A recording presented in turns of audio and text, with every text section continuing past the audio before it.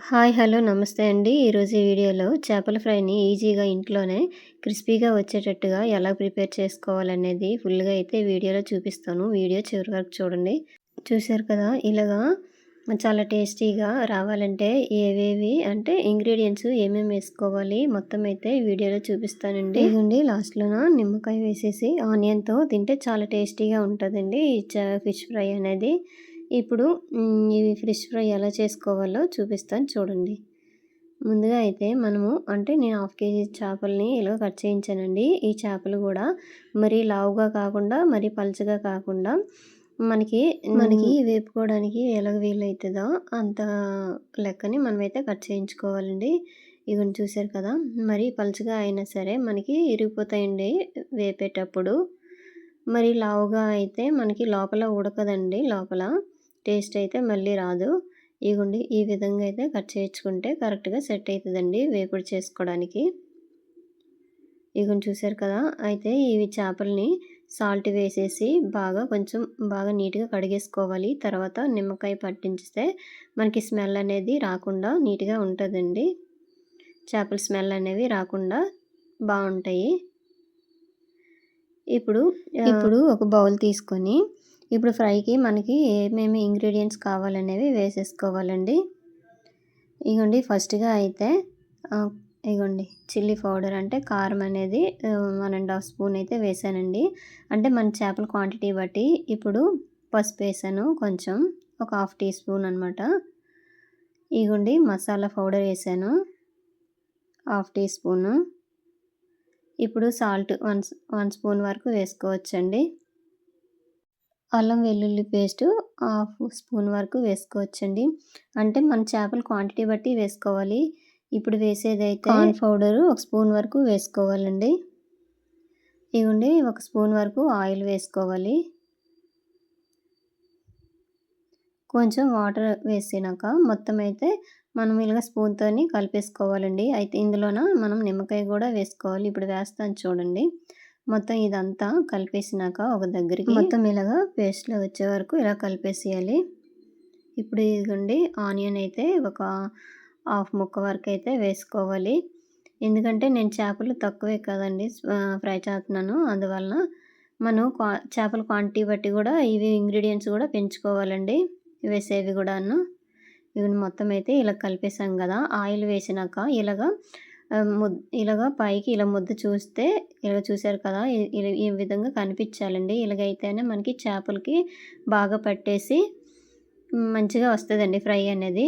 ఇప్పుడు ఈ చేపలకి ఈ ముద్ద అనేది ఇలా పట్టించుకోవాలి. ఇగోండి లోపలికి, వెనక్కి, ముందుకి మొత్తం అయితే నీట్‌గా ఇలా పట్టించుకోవాలి. ఇగోండి ఈ విధంగా.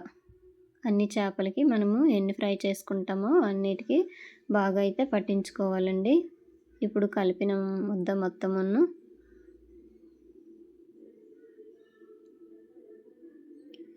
ఇగోండి ఈ విధంగా అయితే పట్టించేసాం కదా! ఇప్పుడు ఇలా పట్టించిన ఈ చేపల్ని మనము ఫ్రిడ్జ్‌లో పెట్టేసుకోవాలి. ఇగోండి ఈ విధంగా మూత పెట్టేసి మనకి ఒక అరగంట లేదంటే గంటైనా మనము ఫ్రిడ్జ్‌లో పెట్టేసుకోవాలండి. ఇగోండి ఇలా మూత పెట్టేసి ఫ్రిడ్జ్‌లో పెట్టేసి ఒక 1 అవర్ తర్వాతైనా మనం తీసేసి మనం ఫ్రై చేసుకోవచ్చు. అంటే మనకి టైం బట్టండి హాఫ్ అన్ అవర్‌లో కూడా తీసేయవచ్చు. తీసేసి ఇగోండి తీసినాక ఇలాగ పక్కన పెట్టేసుకొని స్టవ్‌ని వెలిగించేసి మీడియం ఫ్లేమ్‌లోని మంటను పెట్టేసుకొని ఇక్కడ మందపాటి మనము పెనం అనేది వేసుకోవాలండి. ఇగోండి పలుచగా ఉండేదనుకోండి పెట్టామంటే ఈ చేపలు అనేది ఫ్రై అనేది బాగా రాదండి. అడుగుని అంటేస్తది.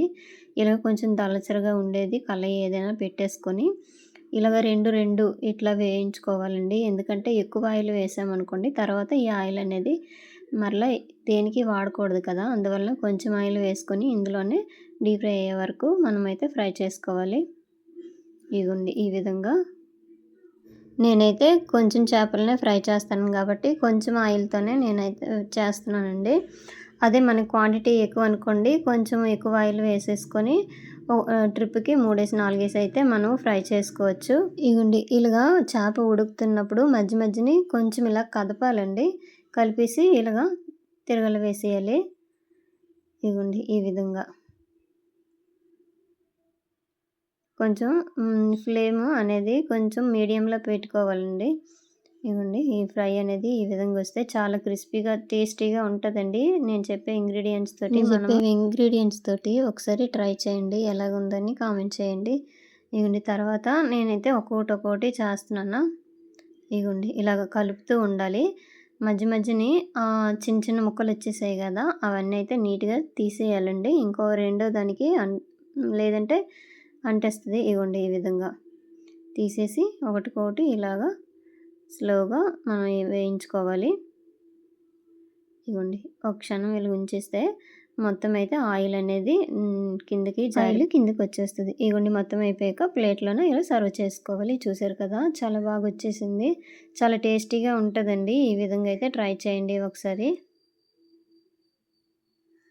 ఇగోండి మొత్తం మనకి క్వాంటిటీ బట్టి మనము మెటీరియల్ అనేది వేసుకోవాలండి. ఇంగ్రీడియెంట్స్ అనేవి. ఇగోండి చూసారు కదా! మొత్తం అయితే ఈ విధంగా వచ్చేస్తది. ఇంతేనండి వీడియో నచ్చితే లైక్ చేయండి, షేర్ చేయండి, సబ్స్క్రైబ్ చేయండి.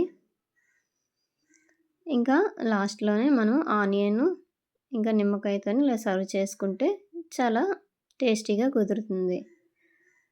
అయితే ఇందులోనే మనం కరివేపాకైనా లేదంటే కొత్తిమీరైనా మనమైతే వేసేసుకొని గూడా వేపుకోవచ్చండి.